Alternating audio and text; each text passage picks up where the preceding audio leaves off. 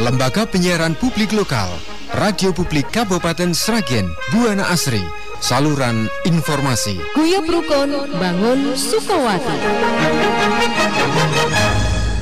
Bapak, Ibu, dan saudaraku, para pendengar Radio Asri, Buana Asri, selamat pagi. Kita ketemu di dalam mimbar agama Kristen Protestan. Sungguh suatu kesempatan yang indah bagi kita bersama untuk pagi ini kita akan merenungkan firman Tuhan sebagai makanan kehidupan kita bersama. Sebelum kita mendengarkan firman Tuhan, mari kita satukan hati kita. Kita bersama-sama untuk berdoa. Mari kita berdoa. Tuhan yang Maha Pengasih, yang kami kenal, kami sapa di dalam Tuhan kami Yesus Kristus. Suatu kesempatan yang indah yang Engkau berikan kepada kami, sehingga kami boleh bersama untuk bersekutu, untuk mendengarkan firman Tuhan yang menjadi sumber kekuatan dalam kehidupan kami, menjadi penuntun dalam perjalanan hidup kami. Bersabdalah ya Tuhan kepada kami semua. Tuhan Bapa Surgawi, kiranya juga Tuhan menyertai seluruh aktivitas yang dilakukan oleh anak-anak Tuhan pada kesempatan yang indah ini, untuk kami boleh berkarya di tengah kehidupan bersama, untuk menjadi saluran berkat bagi kehidupan bersama ini, sehingga kami boleh membangun kota kami untuk mendatangkan kesejahteraan karena berkat dan rahmat Tuhan. Terlebih ya Tuhan, para pemimpin bangsa dan negara kami, pemimpin daerah kami Kabupaten Sragen, kiranya juga Tuhan senantiasa berikan hikmat supaya mampu untuk menata kehidupan bersama ini lebih baik di dalam keadilan dan cinta kasih persaudaraan. Biarlah kuasa Roh Kudus-Mu melingkupi masyarakat, bangsa dan negara kami. Kami siapkan hati kami untuk mendengarkan firman-Mu. Di dalam Tuhan kami Yesus Kristus kami berdoa. Amin. Bapak, Ibu, dan saudaraku yang dikasihi oleh Tuhan, sabda Tuhan pada kesempatan yang indah ini saya bacakan dari kitab Kejadian pasal yang 45 ayat 1 sampai yang ke-8. Demikian difirmankan di dalam kitab Kejadian pasal 45 ayat 1 sampai 8. Ketika itu Yusuf tidak dapat menahan hatinya lagi di depan semua orang yang berdiri di dekatnya. Lalu berserulah ia, "Suruhlah keluar semua orang dari sini." Maka tidak ada seorang pun yang tinggal di situ bersama-sama Yusuf. Ketika ia memperkenalkan dirinya kepada saudara-saudaranya, setelah itu menangislah ia keras-keras, sehingga kedengaran kepada orang Mesir dan kepada seisi istana Firaun. Dan Yusuf berkata kepada saudara-saudaranya, "Akulah Yusuf, masih hidupkah Bapa?" Tetapi saudara-saudaranya tidak dapat menjawabnya, sebab mereka takut dan gemetar menghadapi dia. Lalu kata Yusuf kepada saudara-saudaranya itu, "Marilah mendekat-dekat." Maka mendekatlah mereka, katanya lagi, "Akulah Yusuf, saudaramu, yang kamu jual di Mesir.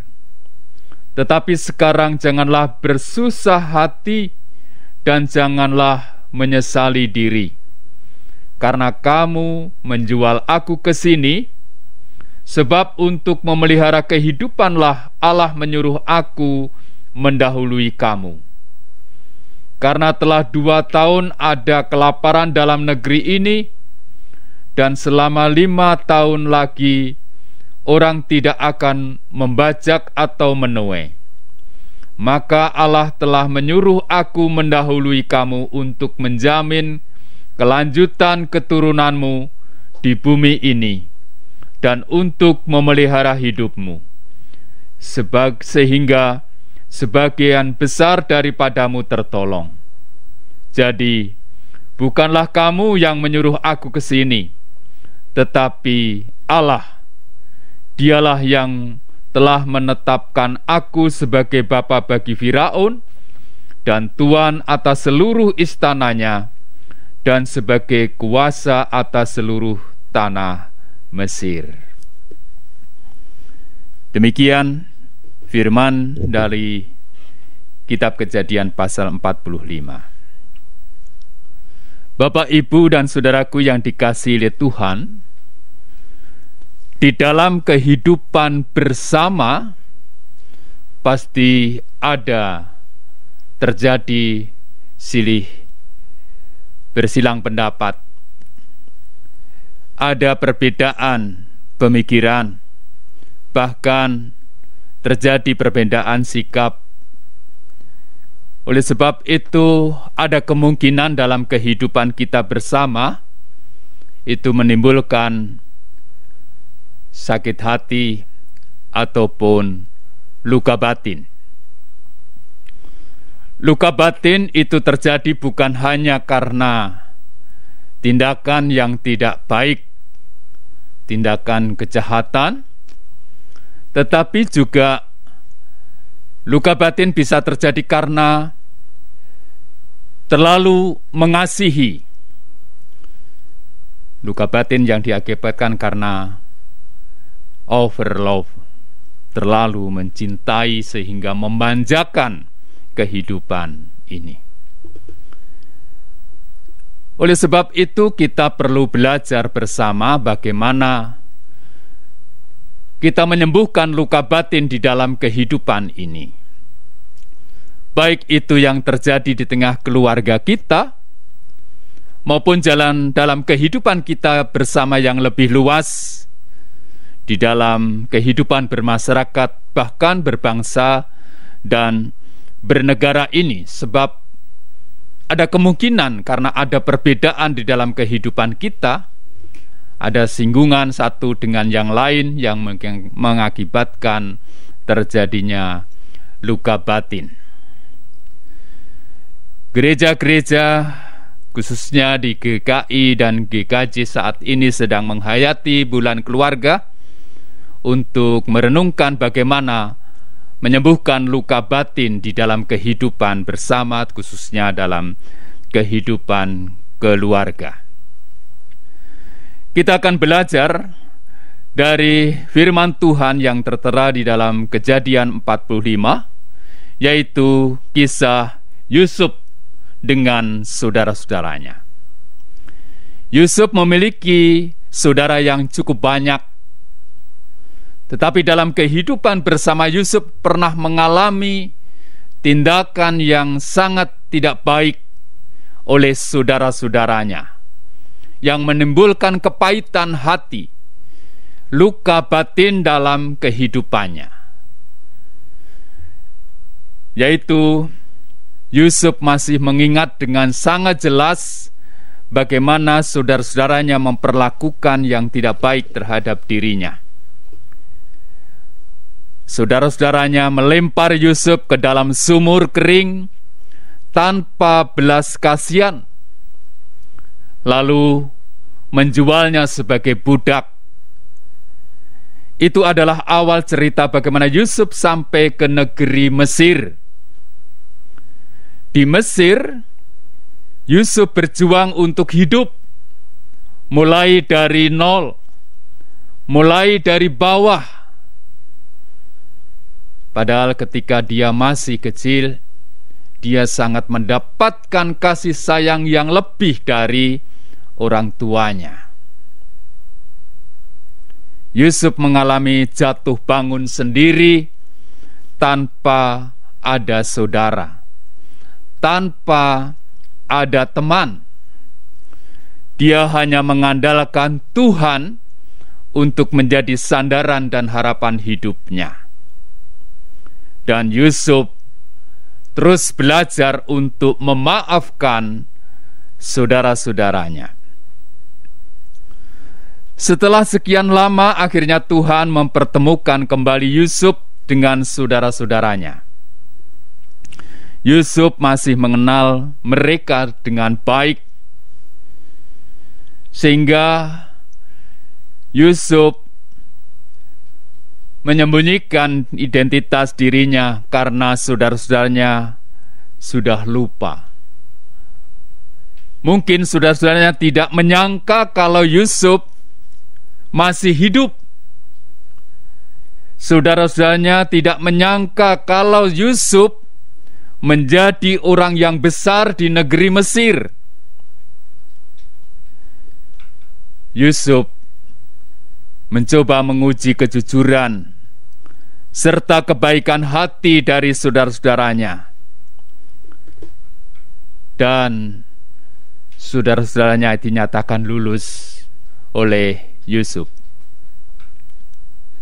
Karena saudara-saudaranya sudah mengalami perubahan sikap, mengalami perubahan kehidupan, mereka sudah saling mengasihi satu dengan yang lainnya.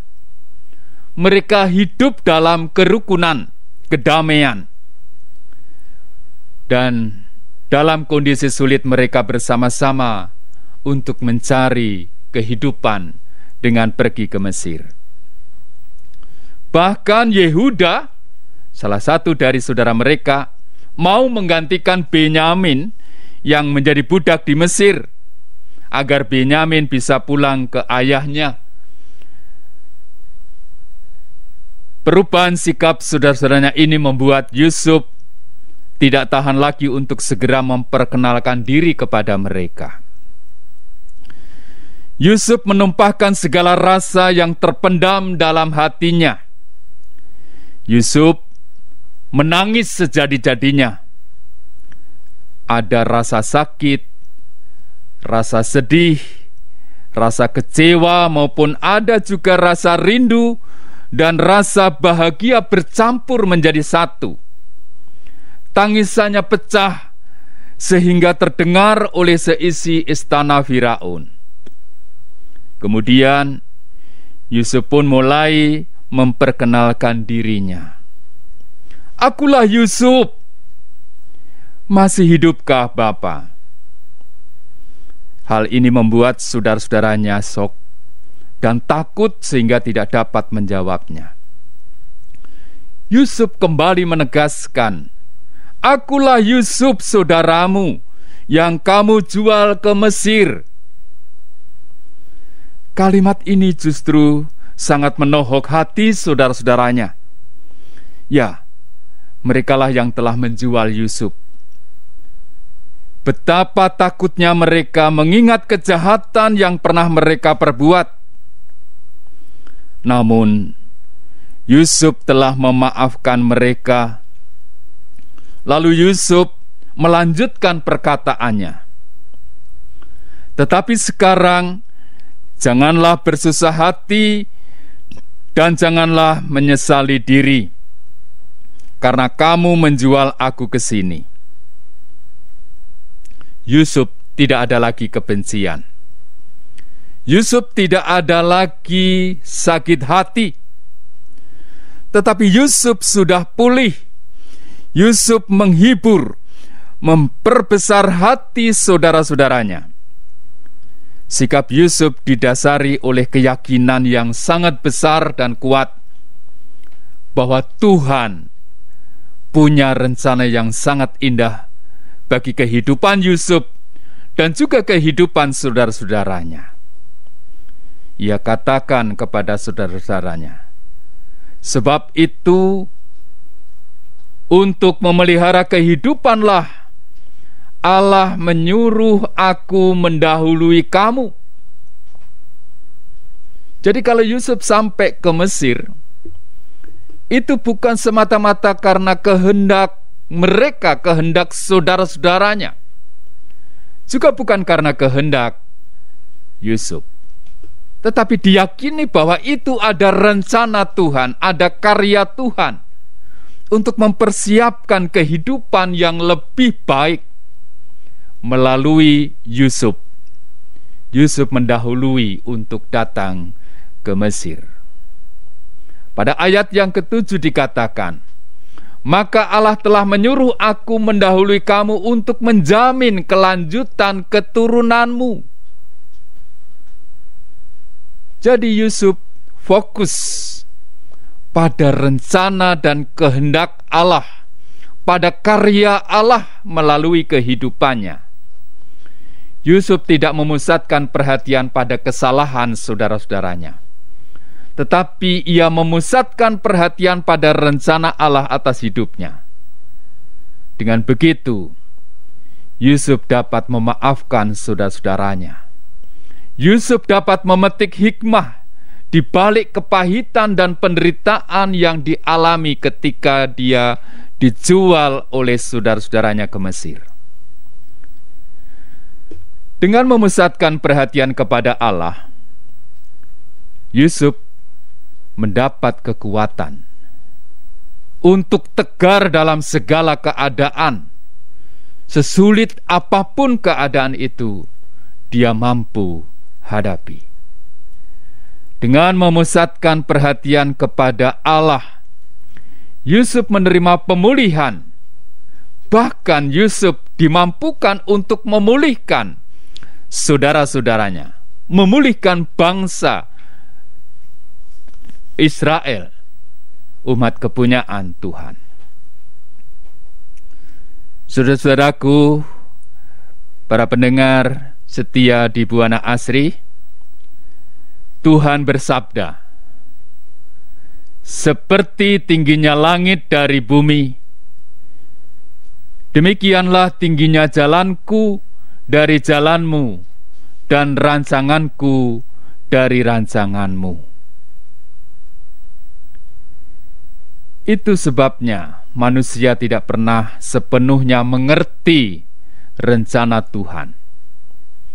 Saat sesuatu terjadi dalam hidup kita, kita belum mengetahui mengapa Tuhan izinkan ini terjadi, itu terjadi. Namun seiring waktu, sedikit demi sedikit kita bisa belajar memahami maksud Tuhan di balik semua peristiwa yang terjadi itu. Yusuf telah belajar dengan sangat baik dari pengalaman hidupnya.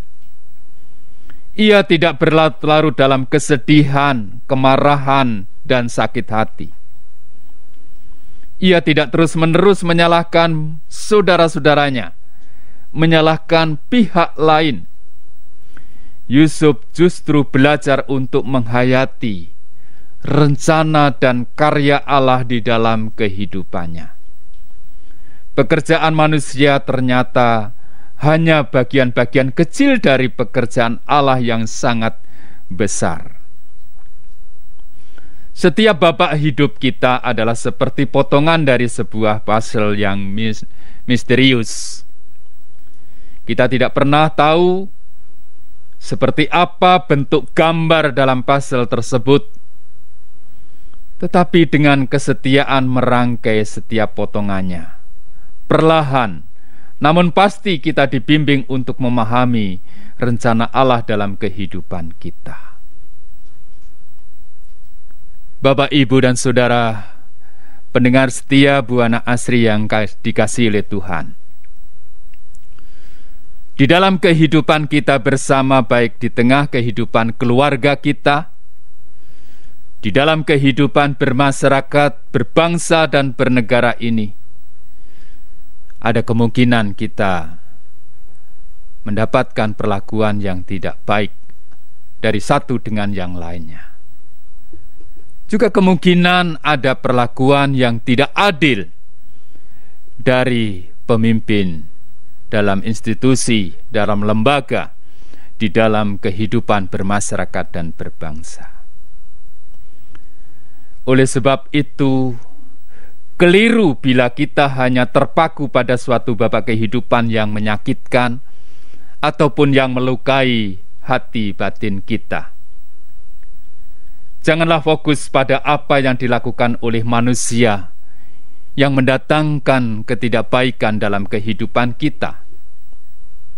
Rugi besar bila kita terus-menerus menyimpan kepahitan, kepedihan, kemarahan atau sakit hati karena perbuatan manusia. Janganlah fokus pada pikiran, hati manusia yang dikuasai oleh dosa atau duniawi ini. Tetapi fokuslah kepada rencana Allah yang maha indah atas kehidupan kita, atas kehidupan keluarga kita, atas kehidupan masyarakat dan bangsa negara kita yang telah dikaruniai kekayaan banyak hal, bukan hanya kekayaan alam, kekayaan budaya, kekayaan kebijakan di lokal, dan masih banyak lagi. Tuhan punya rencana yang indah terhadap masyarakat, bangsa dan negara kita, terhadap keluarga kita masing-masing. Yusuf berkata, "Memang kamu telah mereka-rekakan yang jahat terhadap aku, tetapi Allah telah mereka-rekanya untuk kebaikan." Firman ini tentu berlaku bagi kita semua. Berlaku kepada setiap orang yang percaya kepada Tuhan dan yang hidupnya fokus pada rencana dan kehendak Allah. Mari kita sembuhkan luka batin kita. Kita sembuhkan luka batin saudara-saudara kita dengan kita fokus pada rencana dan karya Tuhan. Tuhan memberkati. Amin. Mari kita berdoa untuk firman Tuhan.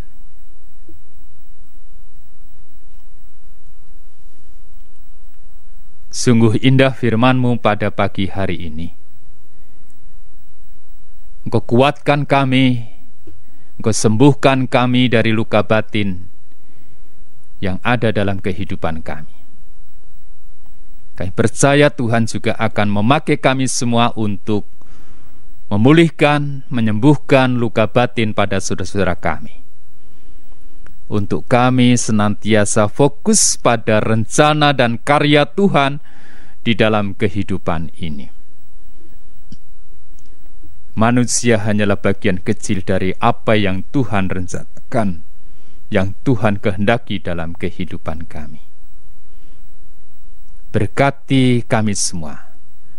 Berkati para pemimpin anggota keluarga kami, pemimpin lembaga-lembaga kehidupan ini, baik gerejawi maupun kehidupan masyarakat, bangsa dan negara ini, supaya kami senantiasa melakukan kebenaran, kejujuran, keadilan, supaya seluruh apa yang kami lakukan tidak menimbulkan luka batin, tetapi boleh menyembuhkan, menguatkan, sebab Tuhan boleh berkarya dan memberkati kehidupan kami.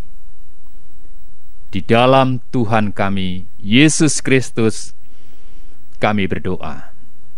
Amin. Lembaga Penyiaran Publik Lokal, Radio Publik Kabupaten Sragen, Buana Asri, saluran informasi. Guyub Rukun Bangun Sukowati.